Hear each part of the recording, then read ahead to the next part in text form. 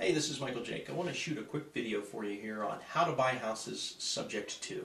And subject to or sub to, it's a lot of lingo we throw around, and if you're not familiar with that, what it actually means is we are buying a property subject to, we'll put our little quotes around that, subject to the existing financing or basically any liens, encumbrances, or judgments that are currently attached to the property. Now, in a normal cookie-cutter real estate transaction, seller agrees to sell, buyer agrees to buy, and the buyer goes out and either pays cash or typically they go get a new mortgage, and any mortgage on the property gets paid off with the new mortgage.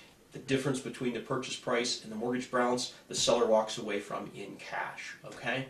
That's what's, normal. When we buy a property subject to the existing financing, the seller has the property, the seller has a note, a mortgage or a deed of trust, as it is in Colorado, attached to that property.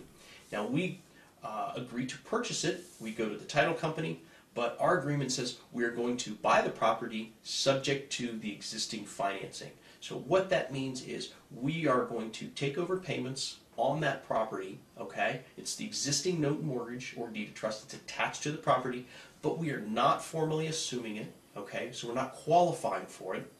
Typically I do these in my company name, so my company name couldn't qualify for an owner-occupant loan if it was assumable with qualification.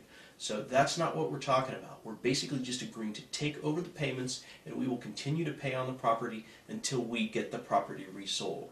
So typically a good match with a subject to buying strategy is to sell it using either owner financing, where you create kind of a wrap financing, or what we do predominantly is we do lease to own, or rent to own as it's commonly referred. So now we own the property, we did not qualify for a loan. Typically we do these as no money down transactions.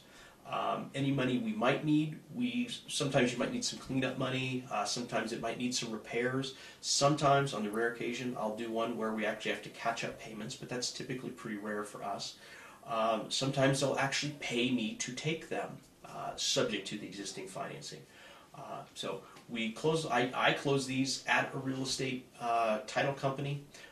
Again, we close on it, we get title insurance policy. Now we own the property, we take over, we continue to pay on that property, and then typically we will lease it out to someone and give them the right to buy it. We'll create a payment spread, we'll create an equity spread, and then we'll create a time spread, because I have no balloon payment on when I'm going to pay this off. So I can give my buyer as much time as they need, and if they don't buy it, I've got time to go find another buyer and redo that process until we get them resold. So I hope that clears up the fact, it's another way you can purchase houses or any kind of property using the existing financing without qualifying. You don't necessarily need cash, you don't need credit, because you're not formally assuming the loan. So there you are, a little bit on how to buy houses subject to the existing financing. If you want some more information on subject to or creative real estate in general, check out the link right here. I've got $719 worth of free real estate training you can download right now immediately. This is Michael Jake. Have a great day.